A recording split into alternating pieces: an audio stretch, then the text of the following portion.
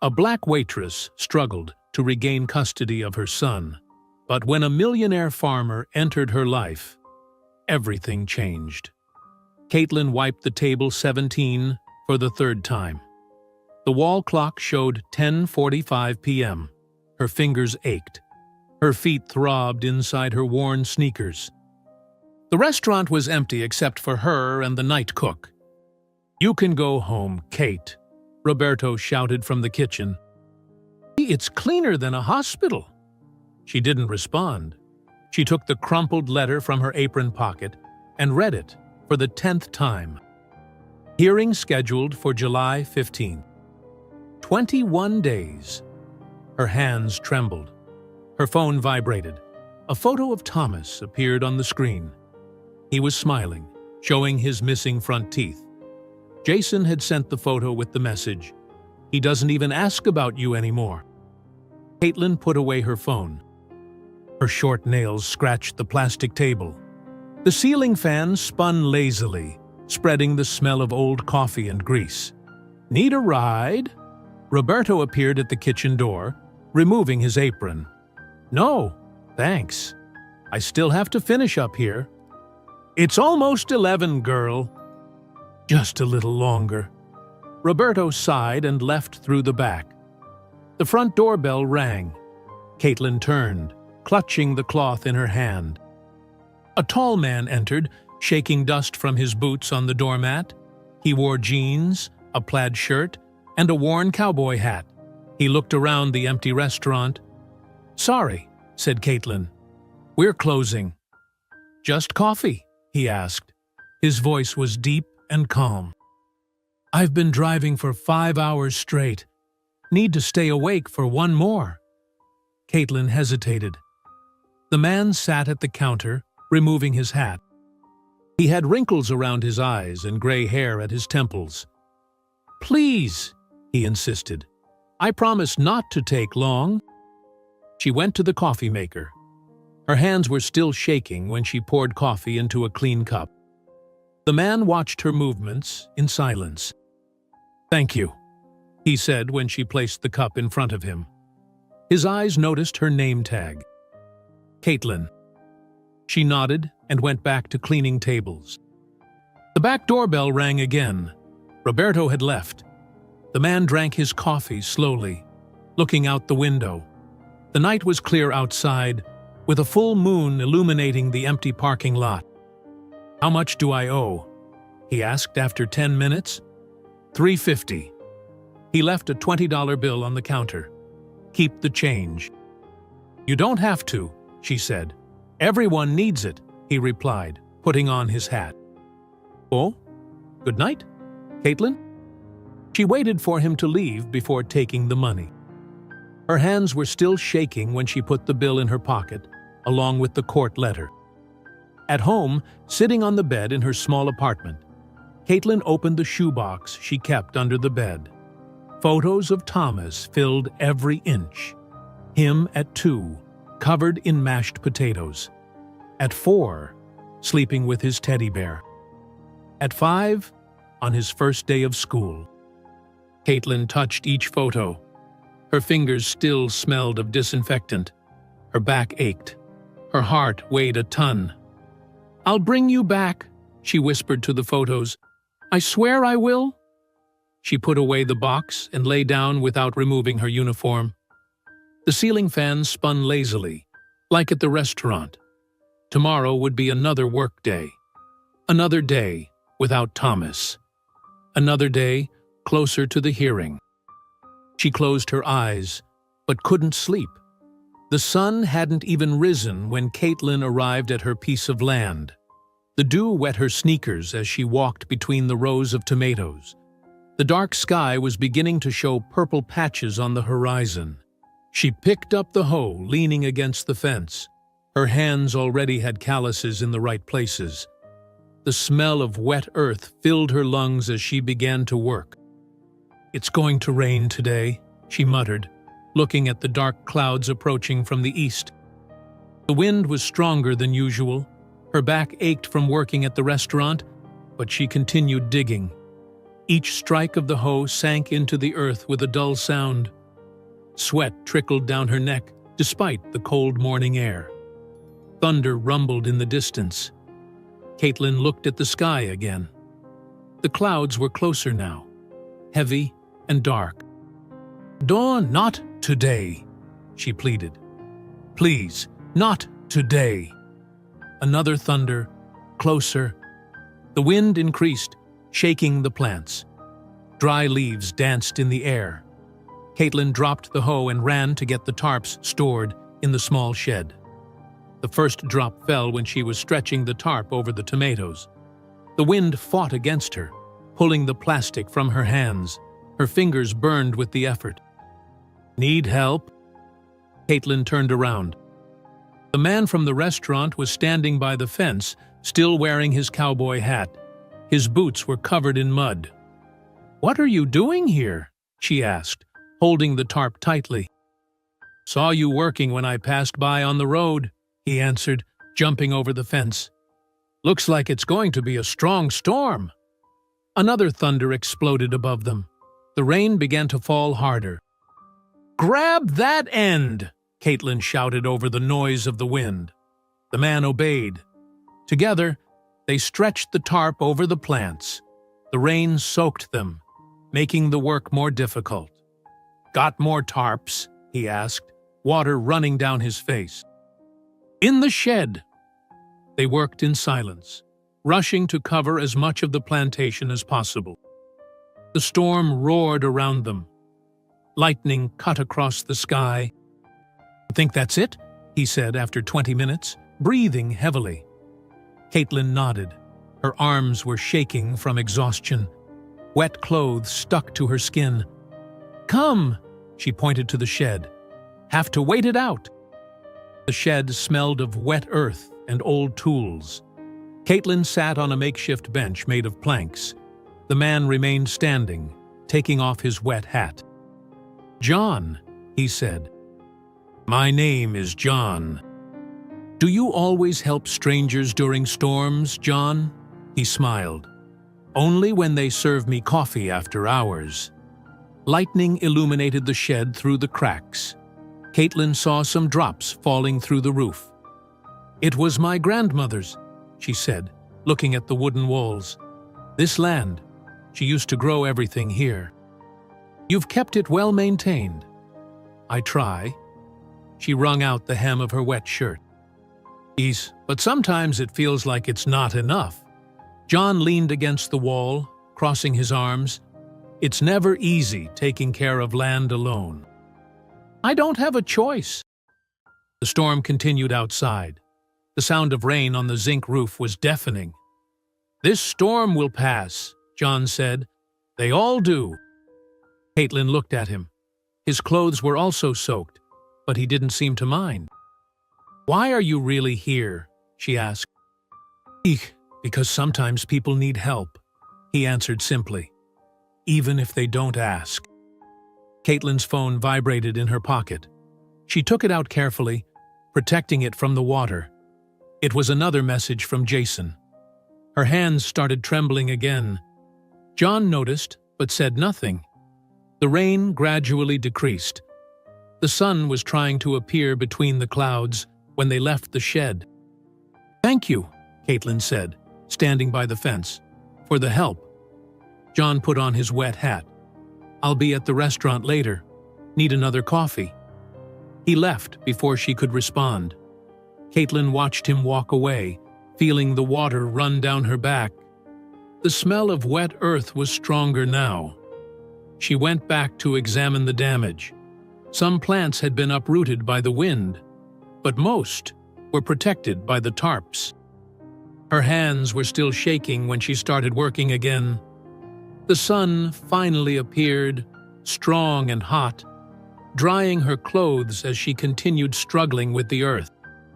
The afternoon shift at Parada 301 was busier than usual. Caitlin served coffee and hamburgers non-stop, her arms still sore from working in the garden. The morning rain had brought in more truck drivers than normal, seeking shelter and hot food. "A table 5 asking for the check," Roberto shouted from the kitchen. She grabbed the bill and crossed the dining room. The doorbell rang. Her steps froze midway. Jason walked in, wearing his expensive suit and shiny shoes. His smile was cold as ice. "Long time no see, Kate," he said, sitting at the counter, still serving coffee to others. Caitlin delivered the check to table 5 with trembling hands. She returned behind the counter, keeping her distance. "What do you want, Jason?" "To see how you're doing." He looked around the restaurant with contempt. "Thomas asked about you yesterday." Her heart raced. "Is he okay?" "Better than ever. My new wife is great with him." Jason leaned over the counter. He barely remembers how it was before. "Stop it." "Stop what? I'm just being honest." His smile widened. "What, do you really think you have a chance at the hearing?" The doorbell rang again. John walked in, stopping when he saw the scene. Caitlin noticed he was wearing different clothes than in the morning. "Coffee, please," John ordered, sitting 2 chairs away from Jason. "We're not done with our conversation," Jason said, his voice lower. "Yes, we are." Caitlin served John coffee with shaking hands. Jason grabbed her wrist. Don't interrupt me." "Let her go." John's voice was calm but firm. "This is none of your business, cowboy." "Let go of her wrist now," Jason released slowly. "Just came to give a friendly message." He stood up, adjusting his tie. "Give up the hearing, Kate. You can't win. You have no money, no lawyer, nothing. I have my son." "No," he smiled. "Not anymore." Jason left. The bell rang one last time. Caitlin ran to the kitchen, her legs weak. "Hey!" Roberto caught her before she fell. "Breathe. Slowly." Tears ran down her face. Her hands wouldn't stop shaking. "He's going to take my son," she sobbed. "He's right. I can't fight." "Yes, you can." John was standing in the kitchen doorway. His face was serious. "I have a lawyer," he said. "One of the best in the state." Caitlin wiped her tears with her uniform sleeve. "I can't afford it." "You don't need to," John approached. "He owes me some favors." "Why?" she asked. "Why are you helping me?" "Because no one deserves to go through this alone." He took a card from his pocket. "Call him tomorrow. Tell him I sent you." Roberto cleared his throat. Orders piling up. Kate. She put the card in her pocket. Her hands were still shaking, but less. "Thank you," she said to John. "I'll be here if you need me." He placed money on the counter. "And Caitlin? He's wrong. You have more strength than you think." John left.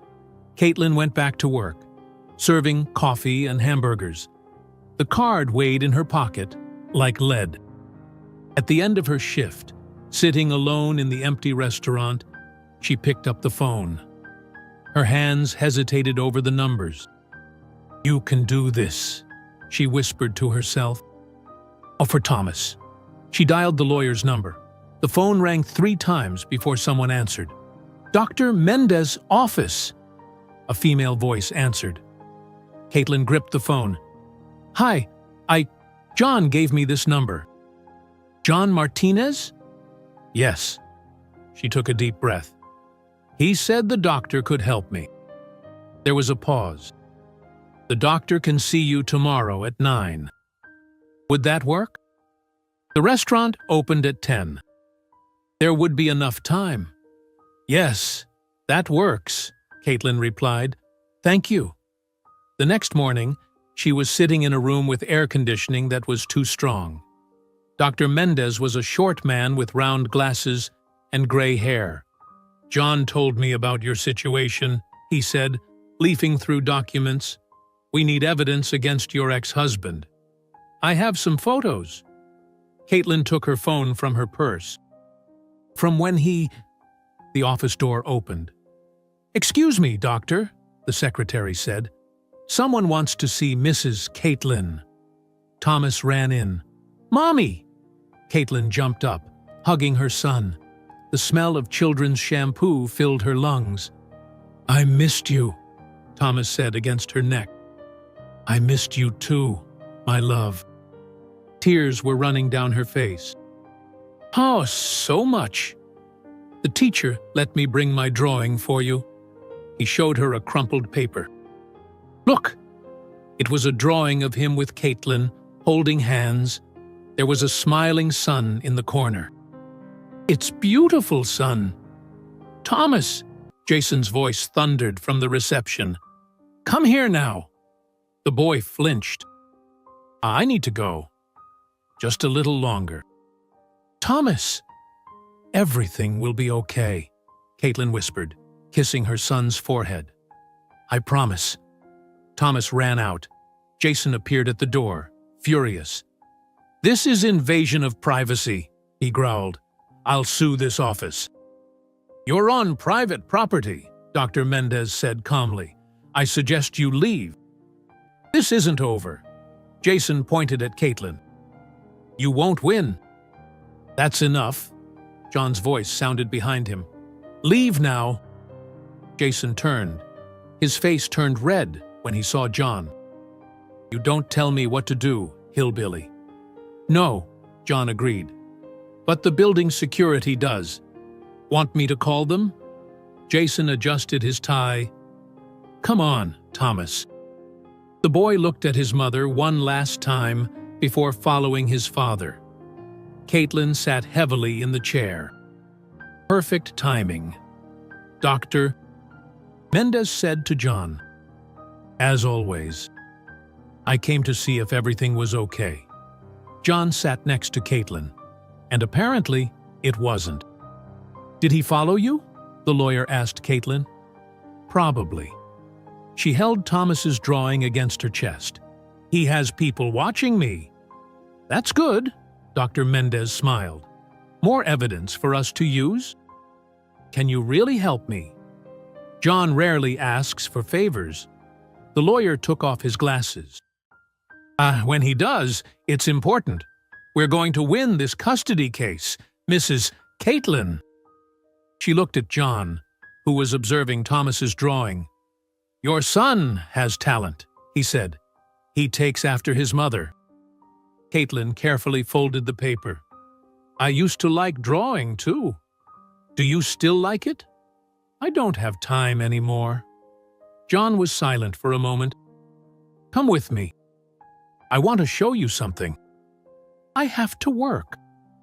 "I called Roberto. He gave you the morning off." Dr. Mendez smiled. "Go, Mrs. Caitlin. I have work to do here." She followed John to his car, a dusty blue pickup truck. They drove in silence for 20 minutes. "Where are we going?" "You'll see." The truck stopped in front of a huge farm. Green fields stretched to the horizon. "Welcome to Hope Farm," John said. "My home." Caitlin looked at him, surprised. "You live here?" "Along with 20 other employees." He smiled. "Want to see it?" She hesitated for a moment. Thomas's drawing was still in her purse. "Yes." The tall grass brushed against Caitlin's legs as she followed John through the field. The morning sun warmed her back. 2 horses grazed peacefully in the distance. "How many hectares?" she asked. 200. John stopped at the first corral fence. "Started with 10. A group of workers waved from afar. John returned the greeting. "Why did you bring me here?" "I have a proposal." He turned to her. "I saw how you care for that land, how hard you work." "And? How about expanding?" John pointed to a barn next to the main house. "That space is empty. It would be perfect for a pie shop." Caitlin froze. "How do you know about the pies?" "Roberto," John smiled. "He said your pies are the best he's ever had." "I can't accept." "Why not?" "Because..." She ran her hand through her hair. Because that's not how things work. Her phone vibrated, a message from Dr. Mendez. Preliminary hearing scheduled for tomorrow. 9 a.m. Her legs weakened. John held her arm. Everything okay? Hearing. Her voice came out shaky. Tomorrow. John guided her to a nearby bench. Take a deep breath. I don't have money for rent this month, she said suddenly. How am I going to pay for a lawyer? I already told you, you don't need to pay. Everyone wants something in return. John sat beside her. Not everyone. The wind blew between them, bringing the smell of grass and wet earth. A dog barked in the distance. When I was your age, John began, I lost everything. My wife, my daughter. Caitlin looked at him. His face was serious, looking toward the horizon. Car accident, he continued. I was working, always working. I'm sorry. After that, I built all this. He gestured to the farm. But you know what I discovered. Success means nothing when you're alone. A chicken ran past them, followed by 3 chicks. I don't want your pity, Caitlin said. It's not pity. John stood up. It's partnership. You have talent, you have strength, you just need a chance. What if I lose? What if Jason wins? Then we fight again. He extended his hand. Come, I want to show you the barn. Caitlin took his hand. His calluses met hers. The barn was bigger inside. Large windows let in natural light. The smell of new wood filled the air. Our needs renovation, John said, but it has potential. Caitlin walked through the empty space. Her steps echoed on the concrete floor. Could put the counter there, she murmured. Tables near the windows. See? You're already planning. She turned to him. Why are you doing this? Because I believe in you. John leaned against the door. And because Thomas deserves to see his mother achieving her dreams, her son's name made her heart tighten. Tomorrow. The hearing was tomorrow. I need to go, she said. I have to prepare. Think about the proposal. John took the truck keys. No pressure. On the way back, Caitlin stayed silent. Thomas's drawing weighed in her purse. The empty barn danced in her mind. I want me to pick you up tomorrow? John asked when he stopped in front of the restaurant. No. She opened the door. I need to do this alone. You're not alone, Caitlin. She looked at him one last time before entering the restaurant. Roberto was waiting at the counter. How was it? I don't know. She took her apron. I really don't know. The courthouse was a gray and imposing building. Caitlin climbed the entrance steps with trembling legs. Her only suit, bought from a second-hand store, itched at her neck. Dr. Mendez was waiting for her in the hallway. Ready? No? Great. Let's go in. The hearing room was smaller than she had imagined. Jason was already there, talking with his lawyer. He wore a suit that probably cost more than her car. Don't look at him, Dr. Mendez whispered. A focus on me. They sat down. The judge entered, a bald man with a severe expression. Case 2847, he announced. Custody of minor Thomas Santos. Caitlin felt her breakfast churning in her stomach. The back door opened silently. John entered, sitting in the last row. Mr. Jason Santos, the judge continued. You allege financial incapacity of the mother? Yes, Your Honor. Jason stood up. I have her bank statements here. Dr. Mendez raised his hand. Your Honor, we also have documents to present.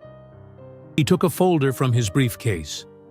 Caitlin recognized the contract John had left at her house last night. Mrs. Santos is now a partner in a business venture, Dr. Mendez explained. A bakery at Hope Farm. Jason turned abruptly. His face turned red when he saw John. "Oh, this is fraudulent," Jason's lawyer protested. "She can barely pay rent." "All documents are in order," Dr. Mendez responded calmly. "Registered just yesterday." The judge examined the papers. "Seems legitimate. Proceed, Dr. Mendez." "We also have evidence of harassment." He pulled more papers from the folder. "Threatening messages, stalking." "Objection!" Jason's lawyer shouted. "Overruled," the judge cut in. "I want to see this evidence." Caitlin kept her eyes fixed on the table while the judge read. Her hands trembled under the polished wood. "Mr. Santos," the judge spoke after a while, "is this true?" "The messages are taken out of context," Jason responded, his voice tense. "And the police reports?" Silence. Caitlin felt tears in her eyes. "Your Honor." Dr. Mendez stood. "We request temporary joint custody until the final hearing." The judge adjusted his glasses. "Based on the evidence presented, I grant temporary joint custody." "But," Jason began, "Thomas will stay alternately with each parent," the judge continued, "1 week with each, until the final hearing." Caitlin covered her mouth with her hands. Tears streamed down her face. "You may pick up your son today," the judge concluded. "Hearing adjourned," Jason stormed out, his lawyer running after him. Dr. Mendez smiled at Caitlin. "First victory," he said. "But we still have work ahead." John approached when they left the room. "Congratulations." "You registered the contract yesterday?" Caitlin asked. "Thought it might help." He smiled. "And it did." "I'm going to get Thomas now," she said. Want to come with me?" "Of course." In John's car, Caitlin finally took a deep breath. "I can't believe I did it." "We did it," he corrected. "And this is just the beginning." They stopped in front of the school. Thomas was playing in the yard with other children. "Mommy!" he shouted when he saw her. "What are you doing here?" Caitlin knelt down, hugging her son. "I came to get you." "You're sleeping at my house tonight." "Really?" His eyes sparkled. "Really?" She wiped away a tear. "And you know what else? I'm going to show you a special place." Thomas looked at John, curious. "Who is he?" "A friend." Caitlin held her son's hand. "A good friend." John's pickup truck stopped in front of the barn at Hope Farm. Thomas jumped from the back seat, his eyes wide at the sight of the place. "Is it a real farm?" he asked, pointing to the horses. "Real," John replied. "Want to meet the animals later?" Thomas looked at Caitlin, asking for permission. "First, I want to show you something," she said, taking her son's hand.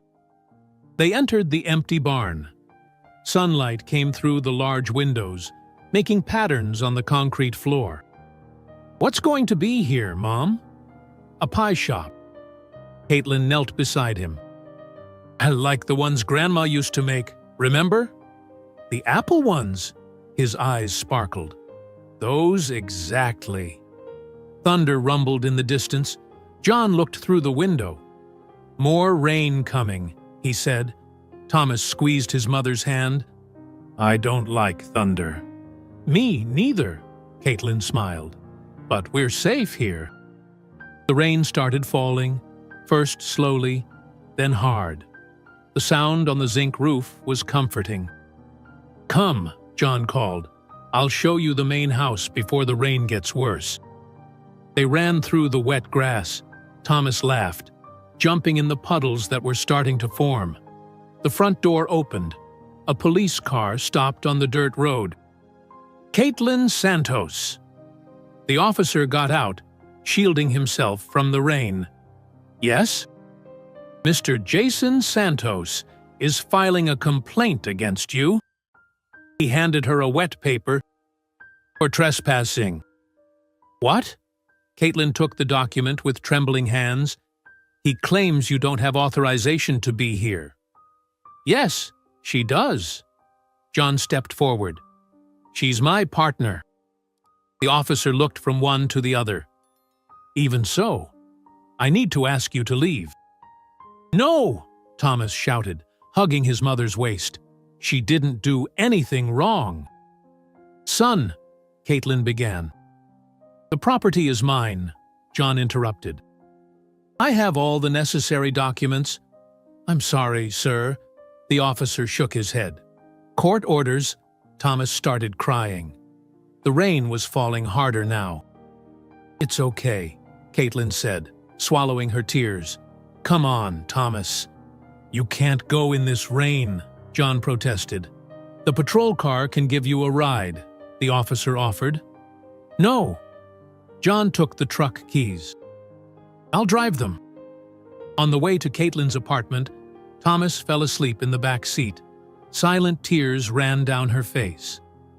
He won't win, John said softly. He already has. She looked out the window. How am I going to open the shop now? We'll sort this out. John stopped the car. Trust me. Caitlin carried sleeping Thomas inside. When she returned, John was still there, in the rain. I'm sorry, she said, for involving you in all this. Don't apologize. He came closer. You're stronger than you think, Caitlin. The rain was soaking them both, but neither moved. Why do you keep helping me? John touched her face gently. Because you deserve to be happy. Thunder rumbled in the distance. Caitlin closed her eyes, feeling his hand on her face. Mommy? Thomas's voice came from the door. Is everything okay? She stepped back quickly. Everything's fine, son. I'll be right up. John went back to the truck. See you tomorrow? Caitlin nodded, picking up Thomas. From the apartment window, they watched the truck leave in the rain. Thomas yawned in her arms. I liked him, Mom. Me too, son. She kissed his forehead. Me too. The phone rang at 6 in the morning. Caitlin fumbled in the darkness, trying not to wake Thomas, who was sleeping beside her. Hello? Mrs. Santos. It was Dr. Mendez. We have an emergency. She sat up in bed. Thomas stirred, but didn't wake. What happened? Jason filed for an injunction. He's alleging parental alienation. What? Her voice came out louder than intended. He has photos of you with John. He's saying you're trying to replace him as a father. Caitlin looked at Thomas sleeping. Her heart was pounding in her chest. When? Hearing this afternoon. The lawyer sighed. 3 o'clock. But it's my week with Thomas. I know. That's why we need to act quickly. She got up slowly from the bed. What do we do? Come to the office now and bring John. Thomas opened his eyes as she hung up. Wait, it's early, Mom. I know, love. She kissed his forehead. I need to take care of some things. I'll leave you with Roberto, okay? At the restaurant. He perked up. Can I have a milkshake? You can. Roberto was already opening Parada 301 when they arrived. He looked at Caitlin's tense face and understood immediately. Go to the kitchen, champ, he said to Thomas. I'll teach you how to make hamburgers. Caitlin grabbed her phone as soon as Thomas disappeared through the kitchen door. Her hands were shaking when she dialed John's number. I need you, she said when he answered. I'm coming. Dr. Mendez's office was cold. John arrived 5 minutes after her, still wearing his work clothes from the farm. Show me the photos, he asked. The lawyer spread several images on the table. Caitlin and John at the farm. The two in the rain. Him touching her face. Son of a bitch, John muttered. He had someone following me, Caitlin said. That's illegal, Dr. Mendez said. But it will work in our favor. How? Shows he's obsessive, controlling. The lawyer grabbed more papers. And there's more. He showed financial documents, suspicious transactions, large deposits with unclear origins. Where did you get this? Caitlin asked. I have my contacts. Dr. Mendez smiled. Jason isn't as clean as he appears. John studied the photos in silence. I'm sorry, Caitlin said to him. I put you in a situation. Stop. He took her hand. It's not your fault. Dr. Mendez cleared his throat. I need both of you at the hearing. But you have to be careful. Why? Because this is exactly what Jason wants. The lawyer pointed to their joined hands. He wants to prove there's something more. Caitlin let go of John's hand as if it burned. And is there? Dr. Mendez asked. She looked at John. He kept his eyes on the photos. No, she answered. There's nothing. Silence weighed in the room. Dr. Mendez organized the papers. Great. See you at 3. Outside, John stopped Caitlin before she could get in the car. Is it true? What? That there's nothing. She looked at her own feet. I need to get Thomas. Caitlin, I can't. She swallowed her tears. Not now. John nodded slowly. See you at the hearing. She drove back to the restaurant with blurred vision. Thomas was in the kitchen, covered in flour, smiling.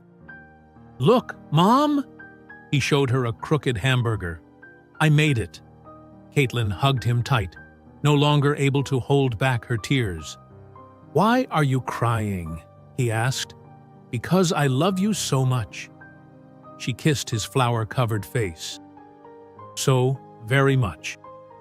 The clock showed 11 o'clock. 4 hours until the hearing that could change everything. The courthouse hallway was packed. Caitlin sat on a hard bench, adjusting her suit collar for the 10th time. Roberto had stayed with Thomas at the restaurant. Dr. Mendez arrived at 2:45, carrying his leather briefcase. Jason is already in the room, he informed. With 3 lawyers. Caitlin felt her stomach turn. 3? It doesn't matter how many there are. The lawyer smiled. What matters is who's right. John arrived 2 minutes later. He had changed from his farm clothes into a dark blue suit. His eyes met Caitlin's for a second before looking away. Ready? Dr. Mendez asked. The hearing room seemed smaller than last time. Jason and his lawyers occupied the entire prosecution table. He smiled when he saw Caitlin enter. All rise, the officer announced. The judge was different from the previous one. A middle-aged woman with gray hair and a stern look. To case 2847, B, she began. Injunction for parental alienation. Jason's first lawyer stood up. Your Honor, we have evidence that the defendant is trying to replace the father figure. He projected the photos on the wall. Caitlin at the farm with John. The two in the rain. The defendant began a romantic relationship without considering the psychological impact on the child. Objection. Dr. Mendez stood. Speculation. Sustained, the judge said.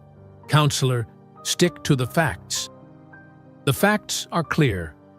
The lawyer pointed to John. This man is trying to take the father's place. Your Honor, Dr. Mendez interrupted. I'd like to present other evidence. He projected his own photos. Jason following Caitlin. Men taking hidden pictures. The plaintiff hired private investigators without judicial authorization. Dr. Mendez explained. He's stalking my client. Jason shifted uncomfortably in his chair. We also have, Dr. Mendez continued, evidence of suspicious transactions by the plaintiff.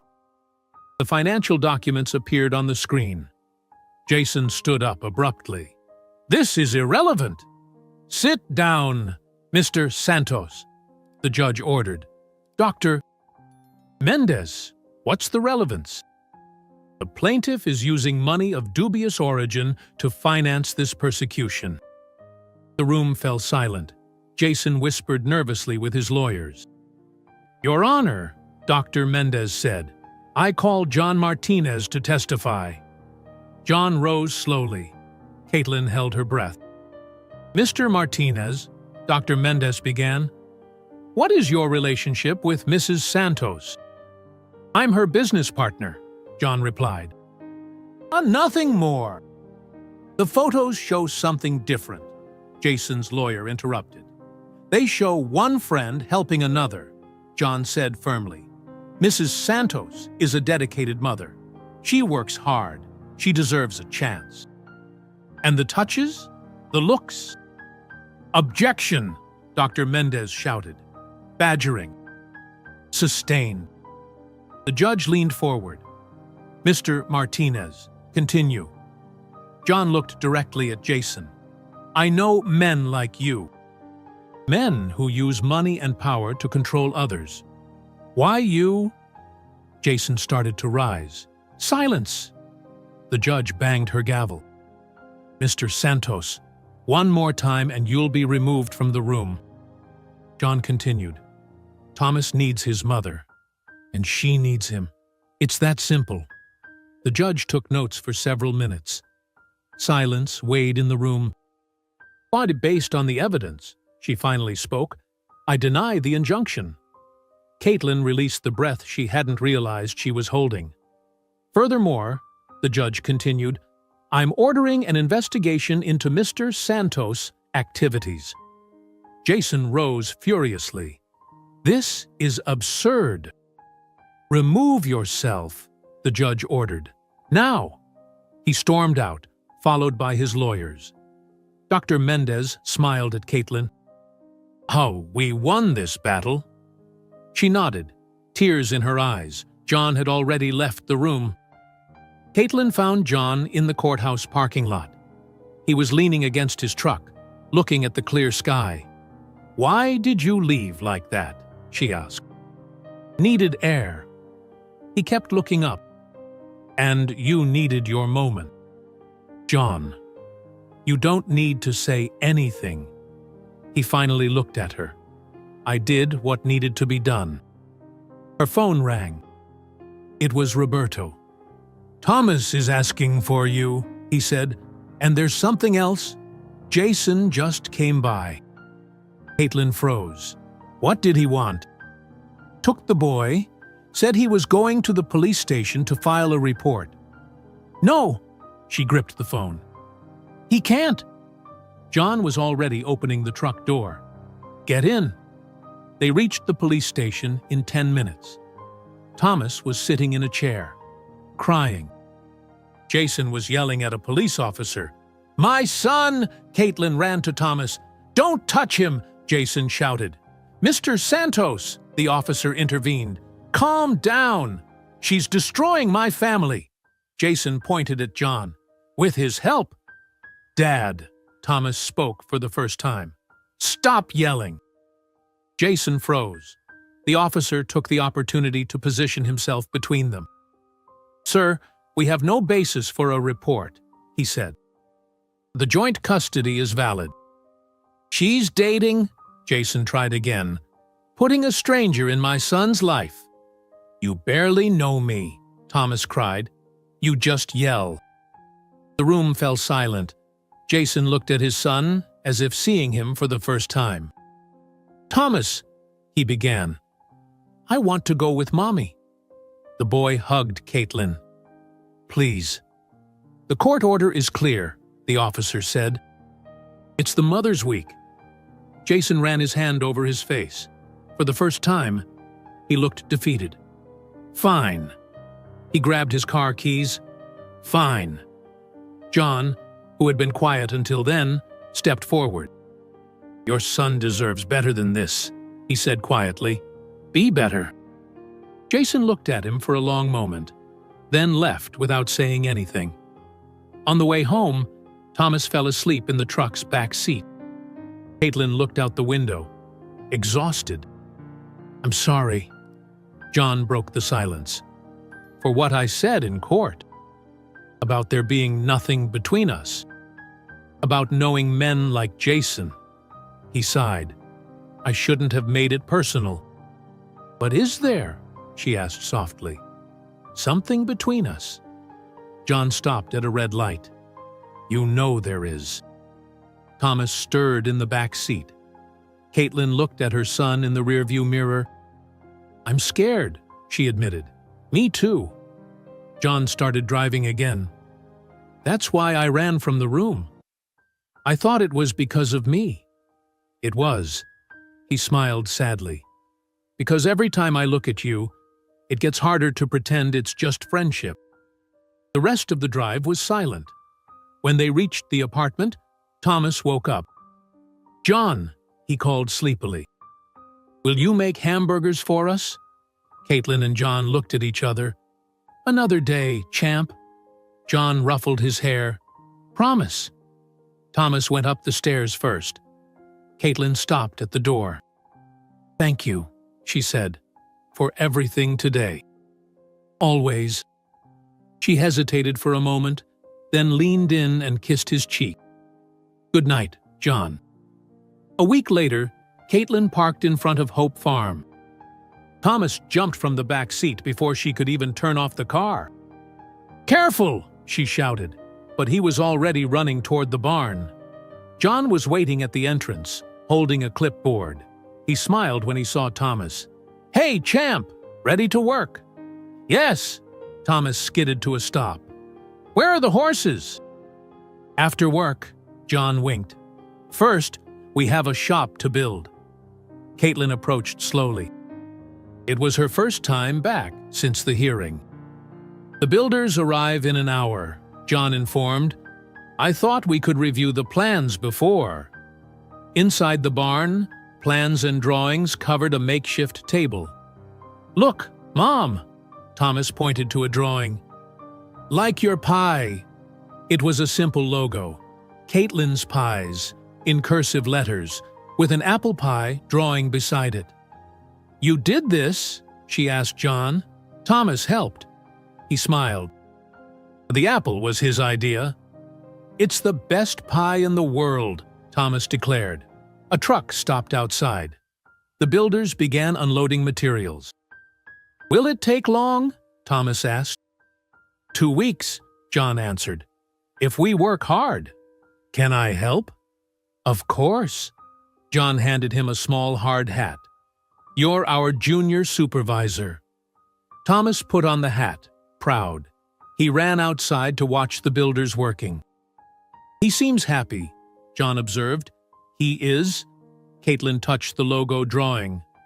"Happier than I've seen him in a long time." "And you?" She looked at him.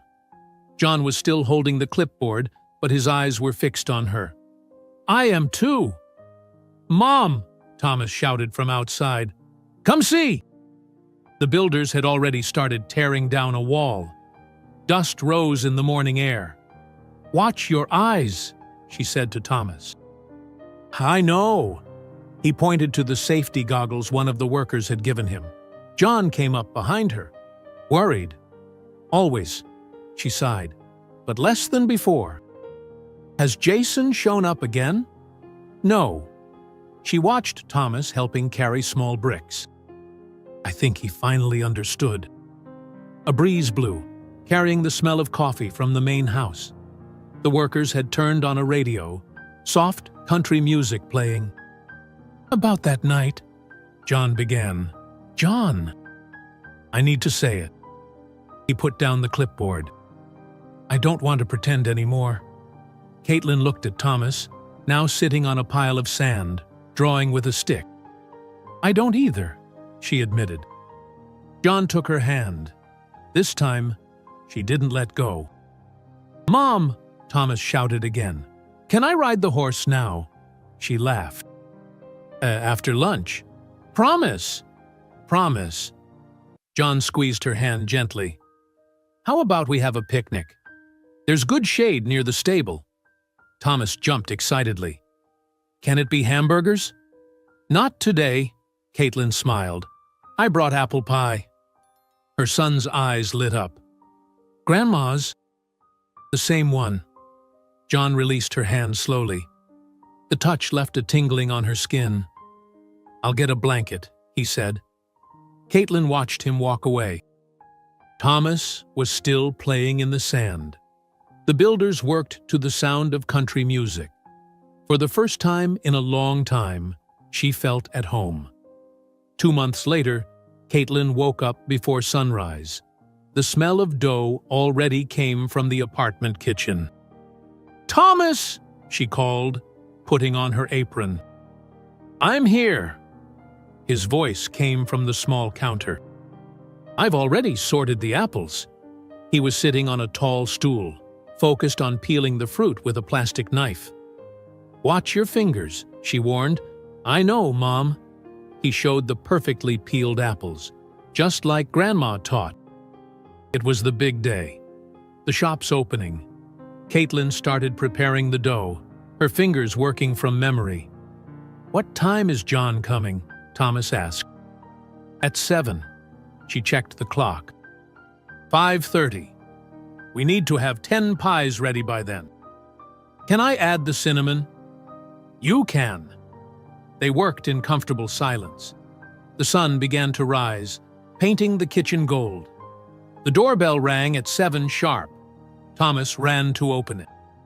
"Brought reinforcements," John said from the door, carrying boxes. Roberto was behind him with more boxes. "The pies?" Caitlin asked. "All here." Roberto smiled. "Spent the night making them." "You didn't have to." "Of course I did." He ruffled Thomas's hair. "It's a special day." John left the boxes in the kitchen and stopped beside Caitlin. "Nervous?" "Very." He kissed her forehead lightly. Thomas pretended to make a disgusted face, but was smiling. They arrived at the farm at 8. The barn was unrecognizable. Light wood counters, rustic tables, the logo on the main wall. "Wow," Thomas whispered. "All ready," John said. "Just need the pies." They arranged everything in silence. Roberto organized the new kitchen. Thomas put flowers on the tables. At 9, the first car stopped at the entrance. "All ready?" Caitlin felt her heart speed up. "Roberto's marketing," John smiled. He spread the word through the entire restaurant. More cars arrived. Soon, a small line formed at the door. "Breathe," John whispered, holding her hand. "You can do this." Thomas opened the main door. "Welcome to my mom's shop." People entered smiling. The smell of freshly baked pie filled the air. "This recipe," an elderly lady commented after the first bite, "reminds me of my childhood." "It was my grandmother's," Caitlin explained, serving coffee. "She would be proud." The lady smiled. By noon, half the pies were gone. Thomas ran between tables, filling coffee cups. "Going well?" John asked, hugging Caitlin from behind. "Couldn't be better." A familiar car stopped outside. Jason got out, adjusting his tie. Caitlin froze. John squeezed her shoulders gently. "Want me to ask him to leave?" "No." She took a deep breath. "Let him in." Jason stopped at the door, looking around. Thomas saw his father and ran to him. "Dad!" "Come see the kitchen." Jason followed his son, looking uncomfortable. He stopped at the counter where Caitlin was. "1 slice of apple?" he asked. "Please." She served in silence. Jason tried a piece. "Just like she used to make," he said quietly.